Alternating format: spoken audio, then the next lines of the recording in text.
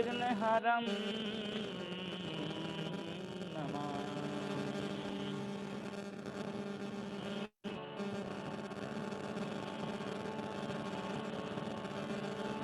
गाइए गणपति जगवंदन, गाइए गणपति जगवंदन। सिद्ध सदन गज बदन विनायक, सिद्ध सदन गज बदन विनायक, कृपा सिंधु सुंदर सब दायक। गाइए गणपति जगवंदन, गाइए गणपति जगवंदन।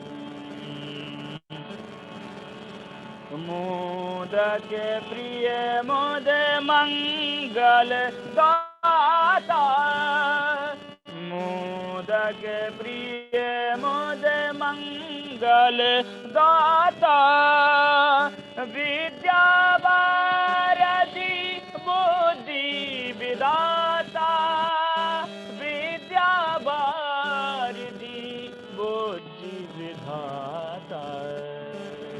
गाइए गणपति जगवंदन, गाइए गणपति जगवंदन।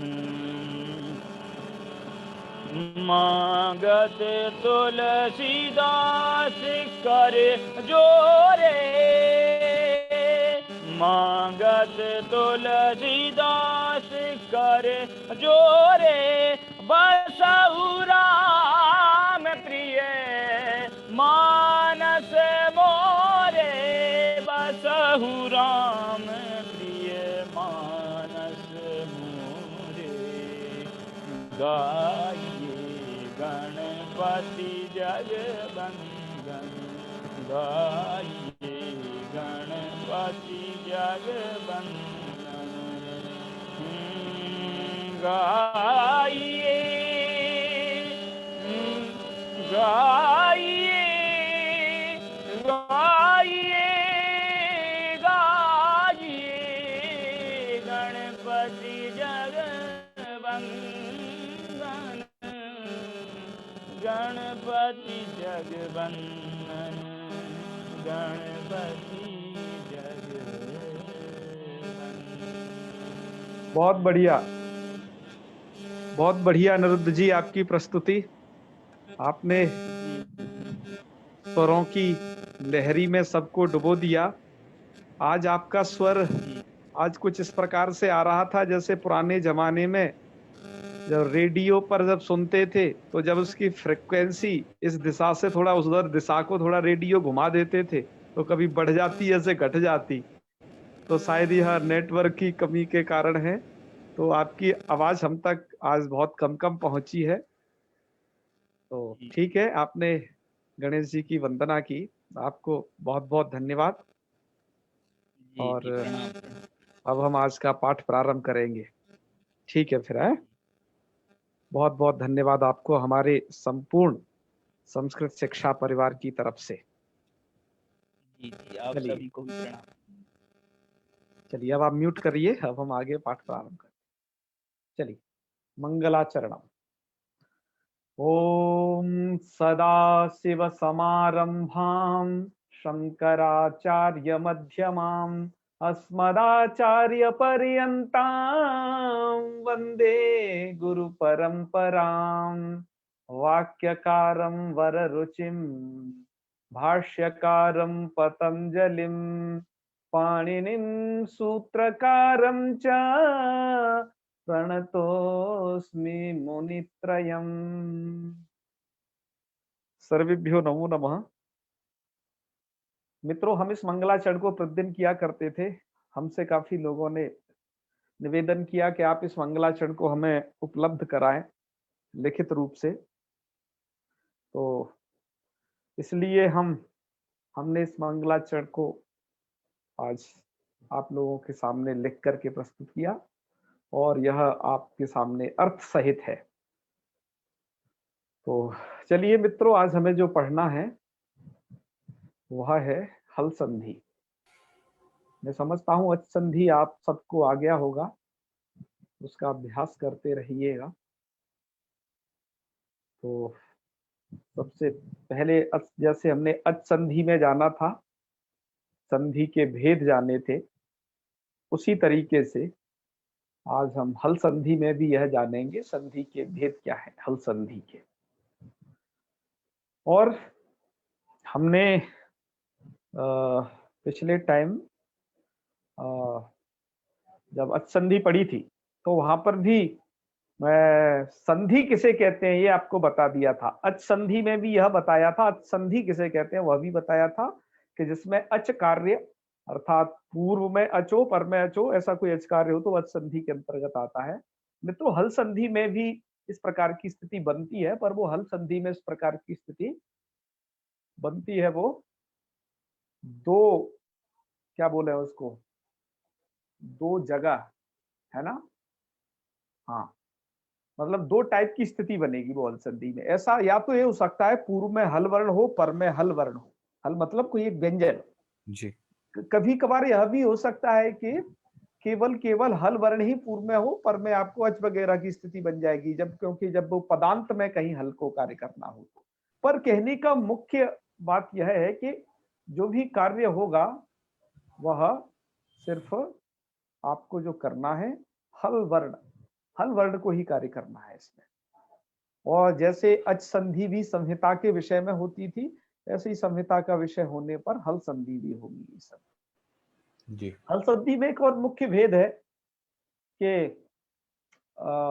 हल संधि के सूत्र प्रायः त्रिपादी में पठित हैं। जैसे आपने पूर्वत्रा सिद्धम सूत्र के अनुसार जाना था ना, त्रिपादी और सपादी की व्यवस्था। जी जी तो हल संधि के प्रायः सूत्र जो त्रिपादी में पठित हैं, अतः इस संधि को पढ़ते वक्त हमें ध्यान में यह रखना चाहिए कि किस संधि की अपेक्षा कौन सी संधि असिद्ध है, इसको भी हम आगे ध्यान में रखेंगे। अतः हम इस प्रकरण में प्राय जो सूत्र उद्धृत करेंगे उनकी संख्या के सहित करेंगे, क्योंकि उसका एक मतलब होगा, ये हमें धीरे धीरे ये स्पष्ट हो जाएगा। जी तो हमने जो लघु सिद्धांत कौमुदी के आधार पर जो ये भेद आपको जो पढ़ने हैं इस पिछले लगभग 20 दिन में, तो आपको जो ये भेद पढ़ने हैं वो यह भेद रहेंगे। तो जैसे सबसे पहले है इसमें इष्टुत्व संधि, उसके बाद रहेगी इष्टुत्व संधि, फिर है जस्तु संधि, अनुनासिक संधि, परसवर्ण संधि, पूर्व सवर्ण संधि, चर्तु संधि, अनुस्वार परसवर्ण संधि, कुक टुकादि आगम संधि। ये कई प्रकार के इसमें आगम है, कहीं कुक है, कहीं टुक है, कहीं मुठ है, और भी तमाम तरीके के, एक लास्ट में तुक है। तो हमने उनको आदि पद से गृहीत कर लिया है। तो मतलब यहाँ पर एक आगम होगा और उस आगम को कोई संधि का कार्य हो जाएगा। तो मुख्य रूप से ये आगम प्रधान होगा इसमें कहीं ना कहीं। जी तो है ये हल संधि के अंदर यह कुक टुकादि आगम संधि का मतलब है वहां कार्य इनमें से ही कोई होगा जो ऊपर कहे गए हैं, कहीं पूर्व सवर्ण, कहीं चर, तो कहीं अनुनासिक, कहीं जस्व, होगा तो यही। पर वो चूंकि एक इसमें आगम हो जाता है बीच में, तो अतः हमने इसे यहाँ पे रखा हुआ है। और एक इसमें रू प्रकरण है इस हल संधि के अंतर, तो उसमें भी जो ये लास्ट वाले दो हैं 9 और 10 है, ये ऊपर वाले 8 का एक मिश्रित सा रूप है। अर्थात रू प्रकरण में भी जो संधि होंगी वो उस प्रकार की होंगी, कुछ जो पूर्व संधियों से संबंधित रखेंगी, है ना। वो एक प्रकार की मिश्रण सी संधि है। मुख्य रूप से देखे जाए तो इसके 8 भेद हैं, और कौमुदी के अनुसार यदि सबरे गिन लिए जाएं जितने भी है आगम सहित का मिला करके, चाहे रूप प्रकरण वाला हो चाहे कुक्टुक आगम हो, तो एक टोटल मिला करके कुल 10 भेद हो जाते हैं। जी इतनी चीजों को हम लघु सिद्धांत कौमुदी में पढ़ेंगे, जो कि आपके सामने यह स्पष्ट है। इन्हें बीच में भी और आपको ध्यान करने के लिए कभी बता देंगे। अभी आपके सामने जो यह है वो है आपके सामने इष्टुत्व संधि, जो आपको पढ़नी है सबसे पहले नंबर। जी चलते हैं फिर अगली स्लाइड की तरफ। इस स्लाइड तो ये तो परिचयात्मक थी। अगली स्लाइड में हमें अब हल संधि के प्रथम सूत्र से देखना है। हल संधि में जो सबसे पहली जो संधि है वह श्चुत्व संधि है, आपने भी देखा। जी और वह जो श्चुत्व संधि है जो आप यहाँ देख रहे हैं, उसका सूत्र है स्तोहोश्चुनाश्चु। यह सूत्र दिया हुआ आपकी पुस्तक में है।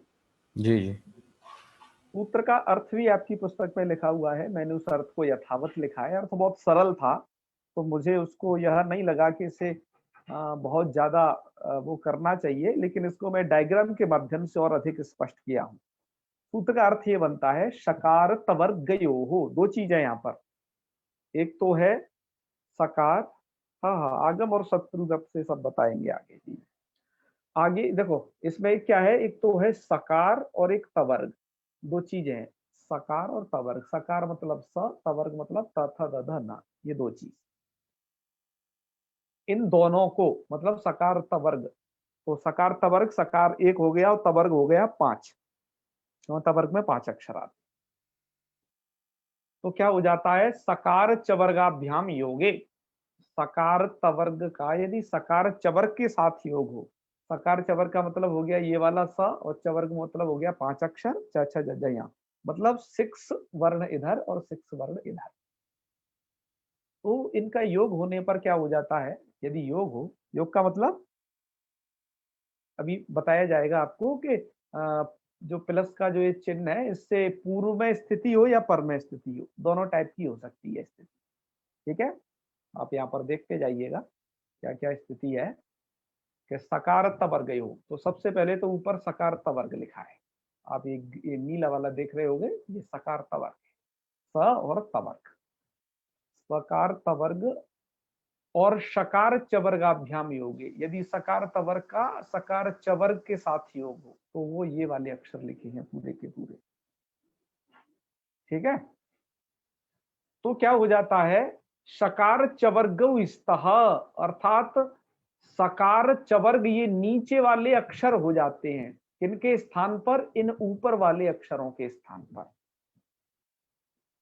ठीक है, पर कब होते हैं, योग होना चाहिए। योग का क्या मतलब है, आपको सकार या तवर्ग या मतलब स तवर्ग पूर्व में मिल सकता है, पूर्व मतलब आपके लेफ्ट साइड में मिल सकता है, या फिर ऐसा भी हो सकता है कि सकार चवर्ग आपको पर में मिले। तो आपको करना क्या है, हमेशा करना आपको सकार तवर्ग के स्थान पर ही है काम।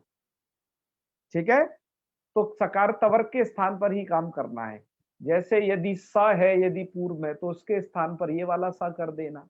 यदि पूर्व में आपको त मिल गया और इधर कहीं किसी भी चवर्ग का योग है तब ता के स्थान पर आप च कर दीजिएगा। यदि पूर्व में आपको तवर्ग का जैसे ध मिल गया तो आप वहां पर झ कर दीजिएगा पूर्व में ऐसा मिलने पर। यदि पूर्व में आपको न मिल गया और पर में कोई चवर्ग का अक्षर है, कोई सा भी, इनमें से पांचों में से कोई सा भी हो पर में, तो क्या कर देना है, पूर्व में यदि ना है तो उसके स्थान पर यह कर देना। आप समझते जा रहे हैं इस बात को, एक बार ढंग से समझ लें, हम आपको नियम फिर बताते जा रहे हैं। या ये तो ऐसी कंडीशन बन सकती है, या फिर सकार पूर्व की बजाय सकार तवर्ग पर में भी मिल सकता है, क्योंकि हमने यहाँ पर योग शब्द का इस्तेमाल किया है सूत्र में। सूत्र की वृत्ति देखिए, योग शब्द है यहाँ पर ये बात नहीं है कि ये चीज परे हो या फिर ये चीज पूर्व में हो, योग शब्द कह दिया है। तो योग क्या है, योग पूर्व में भी बन सकता है और पर में भी बन सकता है, योग तो कहीं भी बन सकता है। ठीक है ना, तो आप देख रहे होंगे यदि सकार तवर्ग पर में है और यदि सकार चवर्ग है, यदि पूर्व में भी होता है, तब क्या करना है, उस कंडीशन पर भी, उस कंडीशन पर भी मित्रों करना वही है कि जो सकार तवर्ग है उनके स्थान पर हमेशा सकार चवर्ग ही करने हैं, मतलब इनके स्थान पर होंगे हमेशा यही। जैसे मान लीजिए कि यदि पर में आपका स है और पूर्व में चवर्ग में से किसी का भी योग मिल गया, ठीक है, तो फिर क्या हो जाना है कि ऐसे मान लो स है तो उसको स के स्थान पर ये वाला स हो जाएगा, मतलब ये वाला। ठीक है ना। तो यहाँ पर ये वाला सा कर देना इस वाले सा के स्थान पर।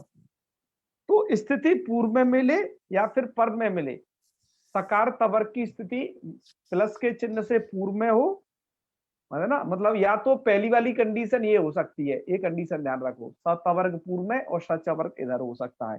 तब क्या करना है, तब करना हमेशा वही है जो ऊपर, जैसे नीले वाले अक्षरों के स्थान पर लाल वाले अक्षर क्रमशः करने हैं आपको, ठीक है। अच्छा, और शकार चवर्ग, या फिर ऐसा हो सकता है कि सकार चवर्ग, ये दूसरी वाली कंडीशन मिल सकती है, सकार चवर्ग पूर्व में मिले और सकार तवर्ग पर में मिले। तब भी क्या करना है, तब भी आपको हमेशा सकार तवर्ग के स्थान पर, मतलब इनके स्थान पर सकार, मतलब इन वाले अक्षरों के स्थान पर ये वाले अक्षर होंगे, चाहे वो पूर्व में बने रहे चाहे वो पर में बने रहे। बस यह ध्यान रखना, इनमें से कोई एक जरूर होना चाहिए, इनमें से कोई एक या इनमें से कोई एक, पूर्व और पर में स्थिति। ऐसा नहीं हो समान समान हो, है ना। एक सकार चवर्ग में से कोई हो, एक सकार तवर्ग में से हो। तो होंगे वो किस तरीके से, सा को सा, ता को च, था को छ, द को ज, धा को झ, ना को य, इस क्रम से बैठेंगे। बात आई समझ में पंतोला जी। अभी हम उदाहरण आपको देते हैं, उदाहरण भी देते हैं आपको, जिससे आप समझ पाओगे इस चीज को, ठीक है। तो चलिए उदाहरण आपके सामने प्रस्तुत है। सबसे पहला रामस्येते, सबसे पहला उदाहरण। रामस्येते में क्या कंडीशन है कि आप देख पा रहे होंगे, मैंने उन कंडीशन को लिख दिया है। यहाँ देखिए ध्यान से, स इधर है और वो वाला श इधर है। तो अब मुझे पंतोला जी बताओगे, इस पहले वाले में से या दूसरे वाले में से कौन से वाले की कौन कंडीशन बन रही है? पहले वाले की बन रही है। पहले वाले की, क्यों सकार तवर्ग इधर है। सकार तवर्ग का मतलब केवल सभी चलेगा, उनका कोई भी एक व्यक्ति चलेगा, उन 6 में से कोई सा भी एक बंदा। वो जो 6 अक्षर है ना सकार तवर्ग वाले, जी जी, इनमें से कोई एक भी चलेगा। तो स इधर है रामस्येते में, और ये वाला स इधर है, मतलब इनमें से कोई एक बंदा चलेगा, कोई सा भी एक वर्ण इधर होगा तो वो चलेगा, ठीक है जी। तो क्या करना है आपको, हमेशा इस वाले के स्थान पर, जो आपको रेड वाला दिखाई दे रहा है, नीचे वाला लेना है। सकार चवर्ग, तो इसको ये कर दिया आपने, तो देखो ये कर दिया। तो जब आप इसे मिलाओगे तो क्या बन जाएगा, रामस्येते। क्लियर, आ गया समझ में जी। चलिए अब बताइए, रामश्चिनोति। अब ये देखो स इधर है, ये आपने पहचान लिया, चवर्ग च इधर है, मतलब उस वर्ग में से कोई सा भी एक अक्षर। अब बताइए इसमें से कौन सी कंडीशन बन रही है, पहले वाली की या सेकंड वाले की? पहले वाले की। बहुत अच्छे। तो इसलिए क्या करना है, देखो हमेशा सा है ना, तो सा को ये वाला सा ही कर देना है, क्योंकि भले ही यहाँ पर स परे हो, मतलब चवर्ग का कोई एक होना चाहिए, चाहे ये चवर्ग में से चा खुद हो, होना क्या है उसको, सा को सा, इस वाले रूल से, ठीक है ना। होंगे यही, इन 6 को ये वाले 6 होंगे क्रम पर, बस कोई भी एक वर्ण आगे पीछे होना चाहिए। अच्छा, और यह देखिए आप अगला वाला, अब एक है सत प्लस चित, ठीक है जी। क्या कंडीशन है, सत प्लस चित। चित। तो तवर्ग इधर है, चवर्ग इधर है, कौन सी वाली कंडीशन है, यही वाली, पहली वाली है। तो ता को क्या कर देना है, ता को चा। हाँ उसी क्रम से करना है, ये जो लिखा हुआ है, ठीक है, चित हो जाएगा। बहुत अच्छे। तो ये सचित बन जाएगा मिलाओगे तो, है। अभी साधारण रूप से हम आपको ये संधियां पढ़ा रहे हैं, हालांकि सचित की जो सिद्धि है उसका तरीका और दूसरा है, लेकिन हम आपको अभी इसको समझाने के लिए इस तरीके से बता रहे हैं। हम आपको जब जस्त और चर्त इत्यादि संधि समझा लेंगे तब सचित जैसे प्रयोगों की कंडीशन और एक बार क्लियर करेंगे, ठीक है। अभी आप यहाँ के हिसाब से समझा रहे हैं। अब बताइए, देखो सारंगिन प्लस जय, तो कौन सी वाली कंडीशन है, पहली, यहाँ भी पहली वाली है, यहाँ पर भी। ये सब उदाहरण पहली वाली कंडीशन के हैं, ठीक है, दूसरी वाली के भी आगे हम उदाहरण स्वयं प्रस्तुत करेंगे। तो दूसरी वाली में बस यह होगा कि स चवर स इधर होगा और सकार और तवर्ग इधर हो जाएगा, है वो भी कंडीशन आपको बताएंगे अन्य उदाहरणों के द्वारा, ऐसी भी आपको मिलेगी तो घबराना नहीं। इसलिए तो सार्गिन प्लस जय, तो देखो चवर्ग का योग और वो चवर्ग इधर मिल गया न इधर मिल गया, मतलब सकार तवर्ग और सकार चवर्ग इधर उधर दो साइड में मिल गए, तो क्या हो जाएगा, ना को यहाँ हो जाएगा, क्योंकि आप यहाँ पर देख ही रहे हैं इस तरीके को जी। ना को क्या हो गया यहाँ, तो क्या बन जाएगा, सार्गिन जया। समझ में आ गया जी? बिल्कुल, ये अत्यंत सरल उदाहरण थे इसके, आपके इस सूत्र के ये चारों उदाहरण पूरे हो चुके हैं। अब आपको कुछ अन्य उदाहरणों की तरफ लिए चलते हैं। इस मैंने अभी जो नियम बताया आप इसे याद रखेंगे। अब आपको उदाहरण की तरफ ले चल रहे हैं ये,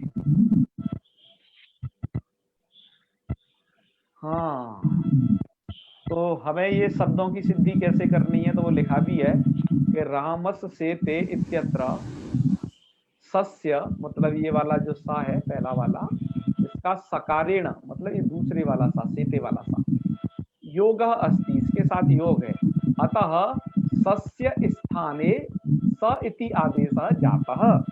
ठीक है जी। तो अतः रामस सेते इति रूपम, इसलिए रामस सेते रूप बन जाएगा। एवमेव रामस चिनोति अत्र सस्य चवर्ग योग और सच्चिता इत्यत्र सवर्गस्य चवर्ग योग और सार्गिन जय इत्यत्रापि चवर्ग योग, अतः सस्य सकार तवर्गस्य चवर्गादेश होती। रूप कैसे लिखना है, तो रामस सेते इत्यत्र स्तुश्चुनाशी सूत्रेण शकार योगे सस्य स्थाने शकारादेशे कृते रामस सेते सिद्धम। इसी प्रकार से आपको अन्य रूपों की सिद्धि कर ली।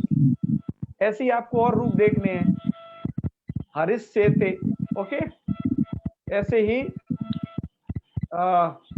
कश्चित, हाँ, कश और चित इस प्रकार का रहेगा, तो कश्चित, ठीक है। और इसी तरीके से सत प्लस चरित्रम, तो यहाँ पर तवर्ग पूर्व में है, ये चवर्ग बाद में है, तो सच्चरित्रम, ठीक है जी। और विपत प्लस जालम, तो यहाँ पर भी तवर्ग पूर्व में है, चवर्ग बाद में है, विपत जालम। अब जो और बच गए, अब अभी तक हमें क्या है, ये वाला उदाहरण नहीं मिला है। अब ये तो आपने उदाहरण समझ लिए होंगे, ठीक है जी। और हमें अभी जो उदाहरण नहीं मिला है ये वाला, हम आपको जब अभ्यास कार्य भेजेंगे ना आज इस च्युत संधि का, जी, तो इस च्युत संधि के अभ्यास कार्य में क्या होगा, किसी प्रयोग में ऐसा भी हो सकता है सकार और चवर्ग इधर हो और सवर्ग इधर हो, तब आपको करना क्या है, करना आपको इसके स्थान पर ही है काम, ठीक है। तब आपको क्या करना है, इसी के स्थान पर काम करना है हमेशा। बात आ गई समझ में? जी जी। आचार्य जी, हाँ हाँ, वो विपद जालम वाला एक बार दिखाइए। अच्छा अच्छा, तो ये वाला हम उदाहरण और प्रस्तुत करेंगे आपको, मतलब अभ्यास में पूछेंगे, अभ्यास में आप खुद करना है इसे, ठीक है, बड़ी कंडीशन याद रखना जी।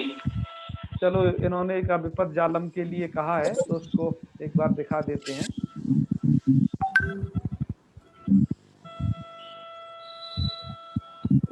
ललित भैया एक बार म्यूट कीजिए तो। हाँ, यहाँ पर विपत्त प्लस जालम है, तो यहाँ क्या होगा आप बिल्कुल सही सोच रहे थे, यहाँ पर ता को पहले च होगा, पहली संधि क्या होगी, ता को च होगा। हाँ हाँ, ये थोड़ा क्या है कि ये जस्तु संधि में चला गया है, एक संधि होने के बाद दूसरी संधि हो गई है यहाँ पर, अतः यह वाला जो उदाहरण है इससे आप थोड़ा बाद में भी समझ लेंगे तब भी काम चल जाएगा, क्योंकि जस्तु संधि हो गई है यहाँ पर इसके बाद, तो वो हम वहां पर आपको समझाएंगे। इसलिए मैं कह रहा हूं आपसे कि इस च्युत संधि को भी, और जैसे मैं आपको सच्चित जैसा प्रयोग जो आया था उनके लिए भी कहा था कि कुछ इनमें दूसरी संधि की भी कंडीशन बन जाती है, तो जैसे आपने विपद जालम को पकड़ लिया और यह आपको समझा देंगे वहां पर भी जब आएगा तब, ठीक है जी जी। हाँ, क्योंकि ये च्युत संधि के बाद जस्तु संधि में भी चला जाता है, दो संधियां हो गई हैं। जी ठीक है ना? जी जी जी चलिए, बहुत अच्छे, बहुत अच्छे। चलो, अब आपके कुछ प्रश्न हैं, उनको लेने से पहले एक स्लाइड और दिखा दें, फिर आपके प्रश्नों को लेते हैं। अभी तक तो आपने जस्तु संधि का नियम जाना कि इष्टुत्व संधि का नियम जाना कि इष्टुत्व संधि कहाँ होती है। अब इसके बाद जो आप आगे जो पढ़ रहे हो, ठीक है, जी ये इष्टुत्व संधि का निषेध है कि इष्टुत्व संधि ये कहाँ नहीं होगी। अच्छा हाँ, आपने जाना कि यहाँ होगी, कहाँ नहीं होगी उसका भी बस एक नियम है, ये भी नियम जान लो। इतने मात्र से इष्टुत्व संधि आपकी पूरी हो जाएगी बस, है ना? बहुत सरल है। तो कहाँ नहीं होती, तो सूत्र कहता है शात परस्य। क्या कहता है सूत्र? सात सात परस्य। सात सात परस्य मतलब ये वाले सकार से परे, ये वाले शकार से परे क्या होना चाहिए? तवर्ग। यदि तवर्ग होता है, तवर्ग मतलब त थ द ध न में से कोई सा भी अक्षर, तो उसको चुत्वम न स्यात्। चुत्वम मतलब च वर्ग का कुछ भी उसको काम नहीं होता, अर्थात स्तु चुनास्तु सूत्र नहीं लगता, कहने का मतलब ये है। ठीक है?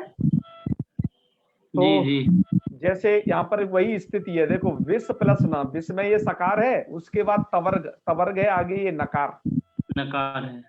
तो यहाँ पर वो प्राप्त था, क्योंकि देखो पूर्व में है आपके शकार और बाद में है तवर्ग। देखो यहाँ पर इष्टुत्व की प्राप्ति थी, देखिए यहाँ पर बाद में तवर्ग है, दूसरी वाली कंडीशन है, मैंने स्लाइड में दिखाया था वो जी जी है। तो उसमें क्या है था, पहले तवर्ग नहीं है, इसमें बाद में तवर्ग है, देखो मतलब प्लस के साइन से उधर। जी जी दिख रहा तो है। यहाँ पर इष्टुत्व संधि प्राप्त थी, लेकिन उसका निषेध कर दिया कि यदि शकार से परे तवर्ग में से कोई सा भी अक्षर मिल जाएगा, तो यहाँ ना ही ना मिला है केवल, तो इष्टुत्व संधि नहीं होगी। नहीं होगी तो भैया उसे यथावत मिला दो। यदि यहाँ इष्टुत्व संधि होती तो किसको क्या हो जाता, ये मैं आपसे पूछ रहा हूँ पंतोला जी। यहाँ हो जाता नौ को। ना को, वेरी गुड, वेरी गुड, बहुत अच्छे। ऐसे ही विसना और सेम प्रश्न, जी प्रस प्लस ना, यहाँ पर भी ना को यह हो सकता था, क्योंकि श इधर है और चवर्ग इधर है, जी तो क्या हो जाता? ये भी यहाँ हो जाता। हो जाता, लेकिन विस्ना प्रश्न यहाँ पर ये नहीं होता। आपने पढ़ लिया सकार से परे तवर्ग होता है, तो इष्टुत्व तो नहीं होता है। आज का यह जो नियम थे आपने पूरे के पूरे पढ़ लिए हैं। और मित्रों, यह इष्टुत्व संधि ऐसी है, आपने देखा कि ये पदांत की कोई अपेक्षा नहीं रखती है, और कुछ संधि अलसंधि में जो पढ़ोगे वो पदांत की भी अपेक्षा रखेंगे। ठीक है? अतः यह जो संधि है सामान्यतः सर्वत्र प्रवृत्त होगी। ये अभी आपने क्या बात कही, यही डाउट है, पदांत की अपेक्षा रखती है नहीं रखता, ये थोड़ा सा ये बात समझ नहीं आई। मतलब यह जो इष्टुत्व संधि ऐसा नहीं कि पद के अंत में कोई वर्ण हो उसी को होगी। अच्छा अच्छा हाँ, जो सुबंत और तिङंत पद होता है ना, ये जो पद के यदि बीच में भी इस कंडीशन बन गई तो हो अच्छा जाएगी। अच्छा अच्छा अच्छा ठीक ठीक। और हल संधि में कुछ ऐसी भी संधियां हैं जैसे जस्तु संधि, जो पद की अपेक्षा रखती ही रखती हैं। अच्छा, किसी लंबे पद में यदि मतलब योजक चिन्ह के पूर्व ही बीच में श के शकार तवर्ग के परे शकार हाँ, चवर्ग मिले तो वहां भी हो जाएगा।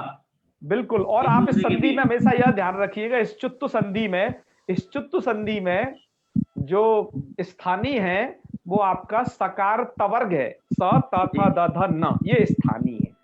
जी समझ गए ना? और सकार जी चवर्ग क्या है?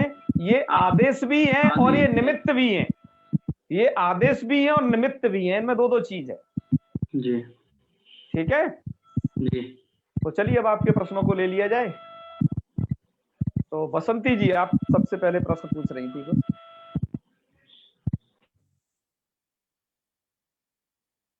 अनम्यूट करिए अपने आप को, डॉक्टर बसंती जी। मैं प्रश्न नहीं पूछ रही हूँ, मैं इसी संधि से संबंधित एक आपको हकीकत वाली घटना बता रही हूँ जो इसको हाँ, समझने में सहायक हो सकती है। जी, एक जी, बार जी। एक पोस्टमैन था कलकत्ता में, सारी जगह ढूंढता गया, एक नाम श्री मच्छर चंद्र चट्टोपाध्याय को ढूंढते ढूंढते परेशान हो गया। तो एक आदमी बाहर खड़ा था, कहने लगा, भाई साहब आप इतनी देर से क्यों घूम रहे हो, क्या दिक्कत है? कहता, इस नाम का कोई आदमी नहीं मिल रहा मुझे और मैं ढूंढते ढूंढते परेशान हो गया कि दिखाओ मुझे। उसने देखा तो उसने कहा तो मेरा ही है। कि आपका कैसे, आपका नाम तो शरद चंद्र चट्टोपाध्याय है।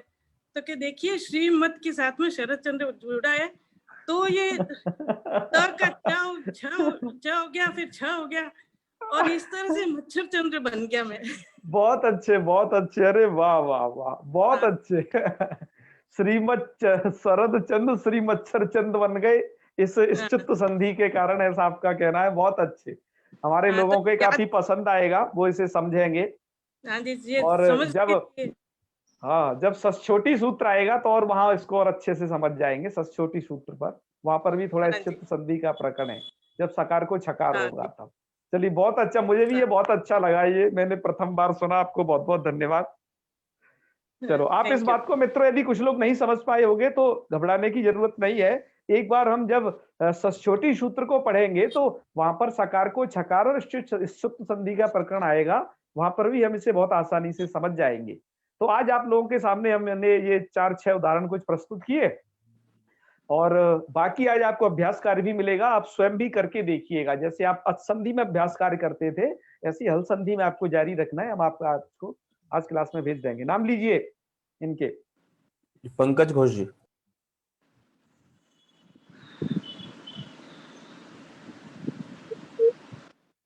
मैं बोल रहा हूँ रामोश इति पद। अब हम लोग तो जानते हैं राम विसर्ग भवति अनंतर शेते, रामोश पद एकवारं वदति तत्र स किमर्थम्? रामस के बाद सकार क्यों है, ये पूछना चाहते हो ना? तो विसर्ग ठीक। रामः शेते। हाँ, वो आप विसर्ग बोलते हो वहां पर, रामः सेते इति विसर्गोच्चारणं करोति भवान्। तद् बङ्गपदेशे तथैव कुर्मः वयं। किन्तु एवम् अस्ति, यदि तालव्य शकार यदि परे अस्ति चेत् तदा सकारस्य विसर्गादेशः न भवति। यतोहि विसर्ग अत्र हलसन्धौ एव भवान् अग्रे पठिष्यति खरवसानयोर् विसर्जनीय इति सूत्रम्। तेन सूत्रेण विसर्गादेशो विधीयते। विसर्गादेशः कुत्र भवति, तस्य सूत्रस्य अर्थज्ञानम् आवश्यकं वर्तते। तस्य सूत्रस्य अर्थः भवति खरि अवसाने च परे विसर्गस्य रेफादेशः। यदा रामः इत्येव प्रयोग तदा तु विसर्ग एव प्रयोक्तव्य, किंतु यदा अग्रे रामः सेते यदि अस्ति चेत् तत्र किं भवति, तत्र सकारस्य स्थाने विसर्गादेश अर्थात रेफा भवति आदौ, पुनः रेफस्य स्थाने विसर्गादेशः न भवति। कथं न भवति? नापि अग्रे अवसान परे अस्ति, नापि अग्रे खरि परे अस्ति। अच्छा। किंतु भवान् तो शा शा शा अत्र शेते इति खर्तु अस्ति, किंतु तत्रापि इष्टोश्चुनाश्चु इति सूत्रेण सकारस्य एव श्रवणं भवति। अनेन सूत्रेण, अर्थात अनेन सूत्रेण तत्र रेफ भवति, रेफस्य स्थाने विसर्गादेशः न भवति, अपितु तत्र शकार एव विधीयते दंत शकार स्थाने। दंत शकार स्थाने तालव्य शकार एव विधीयते। अथ च अयं सकारः अस्ति, रामस् सेते इत्यत्र यः सकारः अस्ति, स सकारः सु औजस् इति विभक्तिः सकारः अस्ति। अतः विभक्ते सकारस्य कुत्र विसर्गादेशः भवति, विभक्ते सकारस्य कुत्र ओकारश्रवणं भवति इति सर्वम् अग्रे विसर्ग संधौ अपि अहं वक्ष्यामि। अतः चिंता मास्तु अस्य कृते। अस्तु अस्तु अस्तु। पुनः तत्र वासरी इति सूत्रं विसर्जनीयस्य स सूत्रम् इति आगमिष्यति एव। अतः यत्र संधि अस्ति तत्र तु रामः सेते इत्येव प्रयोक्तव्य। यदा संहिताया विवक्षा अस्ति तदा तु रामः सेते इत्येव प्रयोक्तव्यः तत्र। रामस्यते। अच्छा। हाँ, रामस्यते। यदा संधे विवक्षा नास्ति, इत्युक्ते संहिताया विवक्षा यदि नास्ति चेत् तदा रामः शेते इत्यपि वक्तुं युज्यते, तत्र हानि नास्ति। किन्तु विभक्त उच्चारणं भवति, किन्तु पाणिनि मते तत्र श्चुत्वं स्यात् इत्येव, यदि शकारः परे अस्ति चेत्। हाँ, शकार च वर्गः परे अस्ति चेत्। अस्तु तर्हि धन्यवादः। अग्रे वदतु। अभिजीत मसनाले जी। जी ये जो दूसरा उदाहरण था ना, रामश हाँ। चिनोती, हाँ वहां हाँ पे श था, तो वो उसका लिखन ऐसा स्र जैसा रहता है क्या? हाँ, वो शुभांग लेखन अगर अगर बोल रहे हैं। शकार जो है चकार के नीचे चला जाता है। दो तरीके का लेखन होता है, आप मुझे बोर्ड पर देख सकते हैं। दो तरीके का लेखन होता है। एक तो पहला लेखन जो आपको किताबों में दिखता है, एक इस तरीके का मिल सकता है। दोनों ठीक भी है, योग्य है। ये भी ठीक है। और दूसरा जो है लेखन है जो आप जिसकी चर्चा कर रहे हो, वो यह है, ये और नीचे च, ऊपर स नीचे च और ये। समझ पाए? हाँ हाँ समझ पाया। ये दोनों चीज एक ही है, पर मतलब स के नीचे च। अच्छा, और ये हाँ, जो ये चौथा उदाहरण था श्रृंगिन जयः, जी जी, तो वहां पर भी वही चीज है। हाँ, तो उसका अर्थ क्या हो रहा है वो, यानी कि श्रृंगिन? हाँ हाँ बिल्कुल, सबके अर्थ आप वैसे देख लीजिएगा, आपकी किताबें हैं ना, मूल किताबों में भी लिखे हुए हैं कि सार्गिन जयः अर्थात हे सार्गिन। सार्गिन मतलब जो सार्ग नाम के धनुष को धारण करते हैं भगवान विष्णु, उनकी जय अर्थात उनकी जय हो। इस प्रकार के इनके अर्थ हैं। आप अर्थों का अवलोकन पुस्तकों की सहायता से अवश्य कर लें। ठीक है। हाँ हाँ।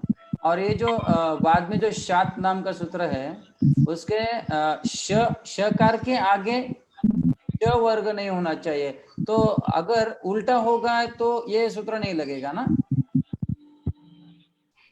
तब भी चलेगा। स चवर्ग या तो पूर्व में हो और इधर स तवर्ग हो, या फिर स चवर्ग इधर हो पूर्व में और स चवर्ग की स्थिति बाद में बन जाए। दो तरीके हैं, आप देखिएगा एक बार, उसमें दोनों तरीके आपको मिलेंगे। ठीक है। उसका हाँ, उदाहरण नहीं क्या है सर ऐसा? उदाहरण हम आपको कई सारे देंगे। आपने प्रत्युदाहरण में वो पढ़ा था, जैसे आपने विष्णा प्रश्ना में पढ़ा था, वहां पर ये प्राप्त था। हाँ लेकिन उसका निषेध किया गया, प्रत्युदाहरण में वो दिया गया था वैसा। और बहुत सारे उदाहरण आज आपको करने मैंने क्या किया, होमवर्क में मिलेंगे आपको सब। ठीक ठीक चलिए। ठीक है ना। हाँ हाँ चलिए। सरस्वती गिरी जी। हेलो आचार्य जी, प्रणाम। हाँ बोलिए, नमस्ते। जी आपने जो बोले थे कि तालव्य सकार और जब आदेश और निमित्त, तो इसमें निमित्त का अर्थ क्या है? आप एक बार थोड़ा जोर से बोलिए, आपकी आवाज हमें पूरी अच्छे तरीके से नहीं मिल पा रही है। जी ये जो तालव्य सकार और च वर्ग, ये दोनों आदेश और निमित्त हैं, तो निमित्त का अर्थ यहाँ क्या है? हैं? निमित्त का आदेश अर्थ क्या निमित्त है? है, जी जी, यहाँ तक मैं सुना हूँ। फिर उसके बाद क्या है, पूछिए। जी ये जो निमित्त का अर्थ क्या है, थोड़ा निमित्त। निमित्त का मतलब यह होता है कि जिसके रहते हुए कार्य होता है वो निमित्त माना जाता है ना। जैसे हमारा जो ये अभी पठन पाठन चल रहा है ना, तो इसमें मूल रूप से निमित्त है पंतोला जी, जिनके कारण हम पढ़ रहे हैं। ऐसे ही निमित्त इस चुत्त संधि में वह होता है कि ये दोनों निमित्त है। सकार तवर्ग इधर भी हो सकता है, सकार चवर्ग इधर भी हो सकता है। निमित्त मतलब जिनके कारण उसकी कंडीशन बने संधि की, वह तत्व निमित्त कहलाता है। निमित्त मतलब एक इस प्रकार का कारण उस संधि को करने में। ठीक है ना। हाँ हाँ बिल्कुल। और निमित्त क्या है, स्थानीय क्या है, यह हम एक बार असंधि प्रकरण में शुरू में बता चुके थे। तीनों चीजों को, निमित्त, आदेश और स्थानीय, तीनों चीजें। ठीक है, चलिए। प्रदीप बहुत बढ़िया। प्रदीप पिल्थरे जी। गुरु जी नमो नमः। हाँ जी, नमो नमः। अस्याः संदेह इष्टुत किमर्थम कथ्यते महोदय इति ज्ञातुम् इच्छामि। अच्छा, इष्टुत संधि क्यों कहते हैं? बहुत सरल है। इसमें इष्टुत इसलिए कहते हैं, एक ये सा होता है और एक होता है ये चू। चू मतलब चवर्ग, श मतलब सकार और चू माने चवर्ग। यही दोनों चीजें संधि में आपने देखा हो होती हैं। जैसे आपने ना के स्थान पर यहाँ किया था, और जो दंतशा था उसको तालव्यशा किया था, और जो त था उसको च करना पड़ता है सत चित वगैरह में। तो इसीलिए इसमें सकार और चकार होते हैं। इसलिए ये हो गया इश्चू। क्या हो गया है, इश्चु। और बस इसमें एक त्व प्रत्यय जोड़ देते हैं प्राय इसमें, त्व प्रत्यय, तो इसलिए ये हो गया इश्चुत्व। समझ गए ना? त्वापित्रय किम बोधयति महोदय? त्वाप्रत्यय अत्र त्व प्रत्यय भावार्थे भवति, अर्थात इश्चु इत्यनयो भावः इश्चुत्वम। ये दोनों का जहां विधान हो वो उसे इश्चुत्व कहते हैं, मतलब शकार चू मतलब चवर का। अस्तु महोदय। हाँ, यह भावार्थक प्रत्यय आपको तद्धित प्रकरण में पढ़ने को मिलेगा। महोदय एकः प्रश्नः एव, विपज्जालम् एक विधानं किम् अस्ति? एकवारं पुनः सर्वेषां कृते वदतु। विपज्जालम् इत्यस्मिन् विषये हम जस्त्व संधौ यदा आगमिष्यति तस्मिन् अवसरे एव वक्ष्यामि। अस्तु, आं महोदय। अतः तस्य विषये चिंता न कार्य। धन्यवादः। आचार्य जी एक बार म्यूट ऑल कर दीजिए, तो मेरा लाइट चले गया था तो होस्ट से हट गया। अच्छा, हाँ मुझे वही लग रहा था कि मैंने आपको को होस्ट बनाया था। अब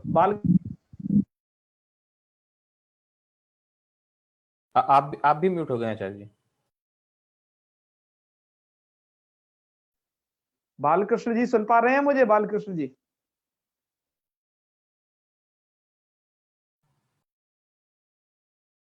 जी गुरु जी। हाँ जी गुरु जी। आचार्य जी आप गुरु जी म्यूट हो गया। आचार्य ध्वनि न आगच्छति।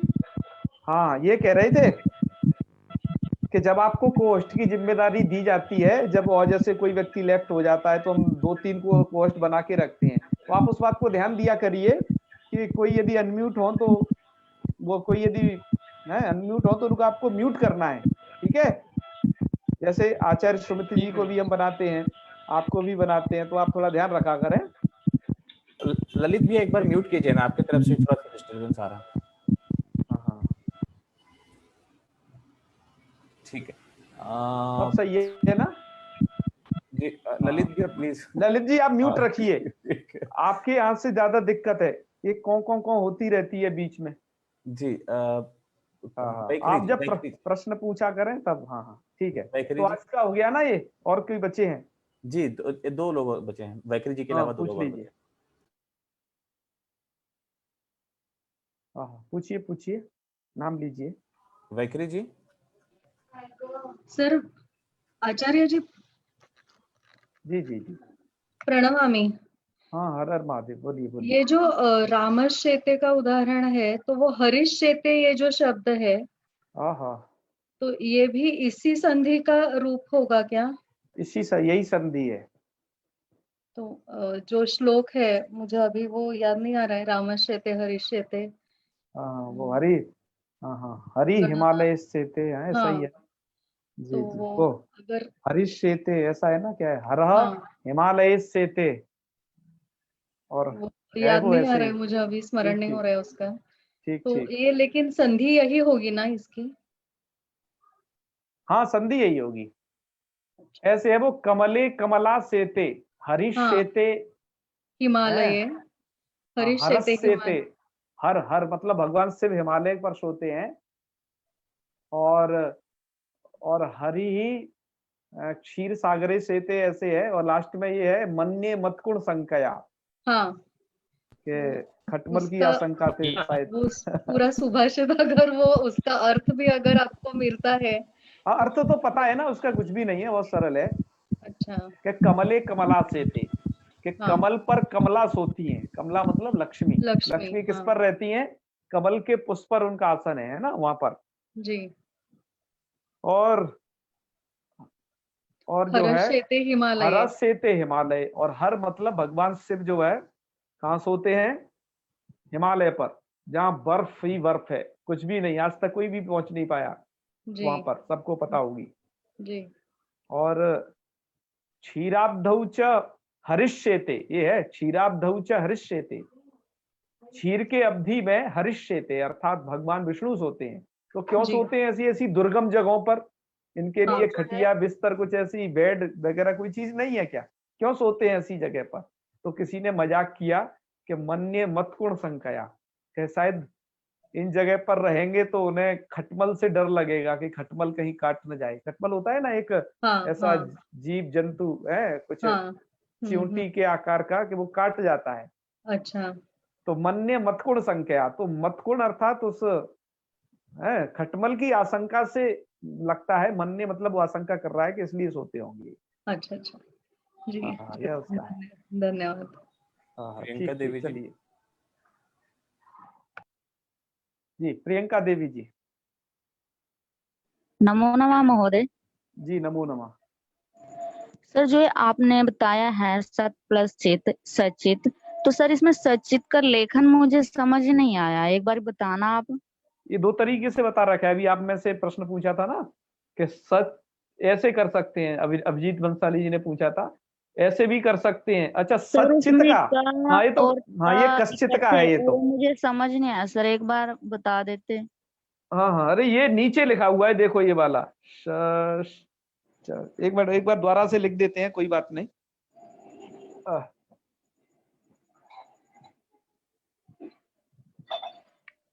देखो सचित कैसे लिखना है, सा है जी, और ये आधा वाला च और ये पूरा वाला च, ऐसे इकार की मात्रा। सचित बस हो गया। इसमें क्या था, सचित का तो एकदम सरल है। उस वाले का रामस चिनोती में थोड़ा कठिन था, वो इसलिए वो उधर समझाया था। जी सर धन्यवाद। है ना, ये तो चा है, मतलब दो चा बस। ये तो वो किसी लिपि में वो ऊपर नीचे एक ही डंडी में दोनों आधा चा पूरा चा दोनों भी लिख देते हैं। हाँ वो भी आपको मिल सकता है शायद, कहीं ऐसी कोई दिक्कत नहीं है, पर आपको देखो वैयाकरण को समझना चाहिए। आपको ऐसे भी मिल सकता है, ऐसा और ऐसा, एक इस तरीके का भी मिल सकता है, तो आपको घबराना नहीं है, एक ही चीज है तो। ठीक है, यहाँ पे दिखता दोनों पूरे जैसा है ना। हाँ नहीं आधे ही है इसमें, एक शुरू पहला वाला आधा होगा, लास्ट वाले पे एक ही मात्रा। जी। चलिए आपने बहुत सही तरीके से ध्यान इसका दिलवाया। मानसी दीक्षित जी। चलिए जी, हो गया। नहीं, मानसी दीक्षित जी है, फिर अमर कुमार जी है। हाँ, नमो नमः आचार्य जी। जी नमो नमः। ये सिर्फ त्रिपादी में ही इसके सूत्र है, ऐसा क्यों? पाणिनि जी ने हल संधि का विधान नहीं किया है क्या? हाँ, आपको यह भी बात पता चलेगी जब जस्तु संधि वगैरह हम और आगे बढ़ेंगे। हाँ, इन संधियों को त्रिपादी में रखने के आपको प्रयोजन समझ में आने लगेंगे। इस प्रकरण में 2-4 या शायद 5 ही सूत्र होंगे जो पाणिनि जी के हैं, बाकी सारे त्रिपादी के हैं। नहीं, सभी पाणिनि त्रिपादी भी, अरे पूरी अष्टाध्यायी पाणिनि की, अष्टाध्यायी में ही सपादी त्रिपादी विभाजन है। लेकिन त्रिपादी बोलते हैं ना कि अन्य आचार्यों की है। नहीं, अरे कौन बोला? मैंने तो कभी बताया आपको अष्टाध्यायी नहीं, आपने नहीं बताया, आपकी बात नहीं कर रही हूँ, मैंने ऐसा कहीं पढ़ा है, सुना है। नहीं, आप जहाँ जो पढ़ा उसको वहीं भूलिए, यहाँ जो बताया जा रहा है उसकी बात को याद रखिए। आपको समझाया था, आप याद करिए। अष्टाध्यायी के 2 विभाग किए थे पाणिनि जी के। अष्टाध्यायी है 7.25 अध्याय एक किया था, उसके बाद 3 पाद अलग किए से बाकायदा समझा करके, और ये भी बताया था इन सूत्रों में पढ़े गए, स्लाइड है वो बहुत अच्छे वाली, कि इन 3 पादों में पढ़े गए ही त्रिपादी है। कौन कह रहा था कि वो अलग है ना? नहीं, अष्टाध्यायी में नहीं, ठीक है, धन्यवाद आचार्य। ठीक है ना। हाँ, एक बार आप अष्टाध्यायी वाली स्लाइड को, जहाँ पर यह हमने समझाया है आपको पूर्वोत्तर सिद्धम, एक बार फिर से देखिए, आपको आ जाएगा। जी हाँ जी, ठीक है जी। चलिए जी, बहुत अच्छे। जी, हाँ अमर कुमार जी कहिए, अंतिम सवाल है आपका। जी। प्रियंका जी म्यूट कर लीजिए। जी हाँ कहिए। जी महोदय, मेरा प्रश्न यह है कि जो आप 7 जो सूत्र बताया है, 7 जो सेकंड सूत्र बताया है, उसमें जो प्रश्न जो है, तो उसमें जो मान लीजिए है तो उससे हो जाएगा आदेश, और जो नाम है उससे हो जाएगा। आपकी आवाज क्लियर नहीं आ रही है, हम बहुत प्रयत्न किए समझने का, लेकिन आपकी आवाज हम तक नहीं पहुंच रही है। कोई बात नहीं, आप हमें लिख करके पूछ लीजिएगा, है हम आपको बता देंगे, ग्रुप पे बता देंगे। आज हम आपको, आपके लिए ग्रुप खोलेंगे भी, क्योंकि आज हमें यह अभ्यास कार्य भी पूछना है, तो वहां बताएंगे। चलिए तो समापन करते हैं, 8 बज गए। चलिए, ओम सर्वे भवन्तु सुखिनः, सर्वे सन्तु निरामयाः, सर्वे भद्राणि पश्यन्तु, मा कश्चित् दुःखभाग् भवेत्। ओम शांति शांति शांति। आपने बाथरूम में टांग दी और क्या कहते हैं जब सर्वेभ्यो नमो नमः। शुभ रात्रि। शुभ रात्रि। नमो नमः आचार्य जी।